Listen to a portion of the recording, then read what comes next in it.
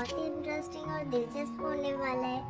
तो please video का and तक ज़रूर देखें। चैनल पे नए हैं तो चैनल को सब्सक्राइब करना, बेल आइकन को प्रेस करना बिल्कुल भी ना भूलें। आज के एपिसोड की शुरुआत में हम देखते हैं कि जो विद्या होती है वो जेल से बाहर निकल आती है, जिसकी वजह से अरमान को खुशी तो रहती है, पर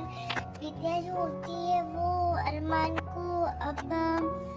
अबीरा से बदला लेने के लिए बोलती है, बिकॉज वो उसे पुश करती है इस तरीके से कि ये सब चीज़ें जो हुई है वो अरमान को पता रहती है कि अबीरा की वजह से ही वो विद्या जो है वो जेल गई होती है।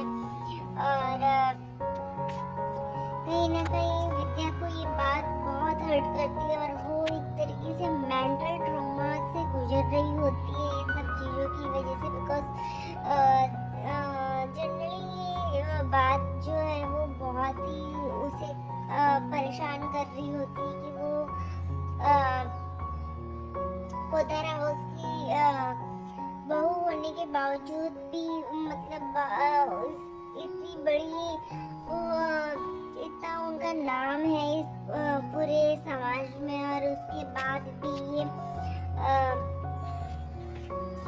जेल में गई है जस्ट बिकॉज ऑफ एक्सीडेंट, और उसकी बहू ने ही उनके ऊपर केस किया है और उन्होंने उसकी वजह से वो जेल में गई है, जिसकी वजह से वो इस चीज़ को डाइजेस्ट नहीं कर पाती हैं, और वो फिर उनको जेल होती है जिसकी वजह से उन्हें बहुत ही मेंटल ट्रॉमा होता है। और यहाँ पे हम देखते हैं कि अरमान को जब विद्या की ये बात सुनते हैं तो अरमान भी बोलते हैं कि पर माँ आपको पता है कि आपको अबीरा ने ही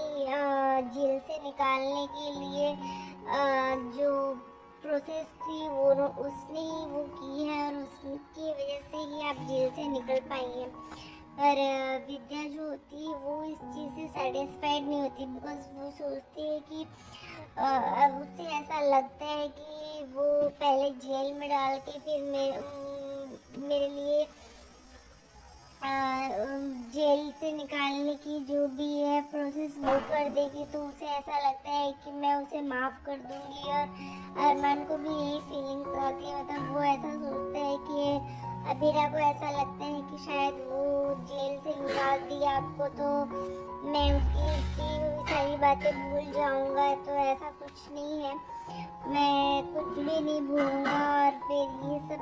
इस चीज़ का बदला तो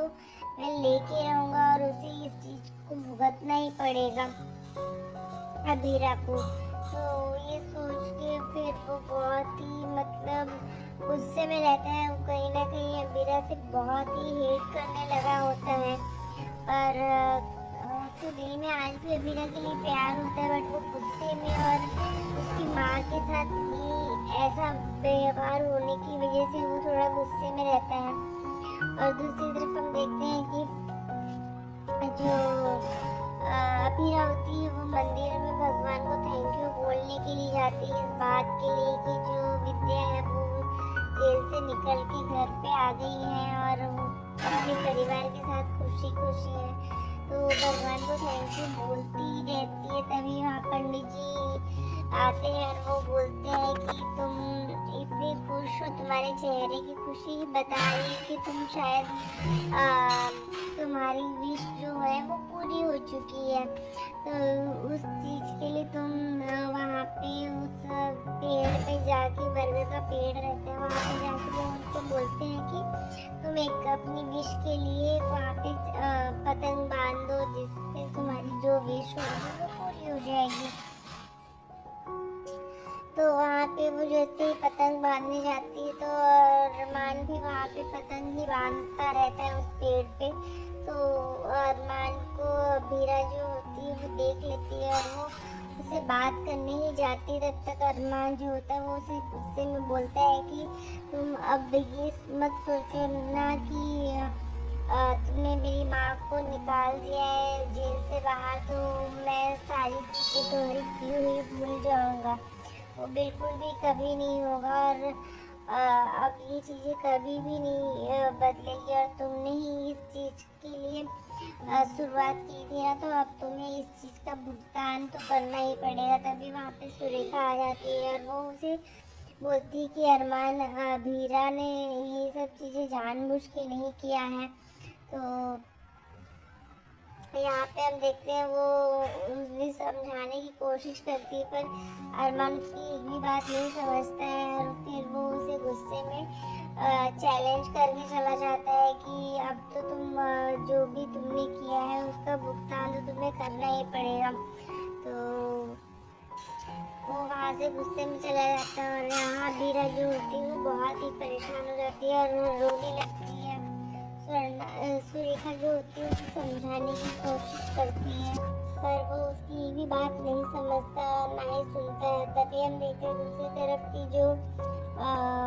अबीरा होती है वो गुस्से में मतलब वहाँ घर पे जाती है और वो अपने आप को ये कोसती रहती है कि ये सब चीज़ें मेरी वजह से ही हुआ, मैंने ही ये सब चीज़ें किया है।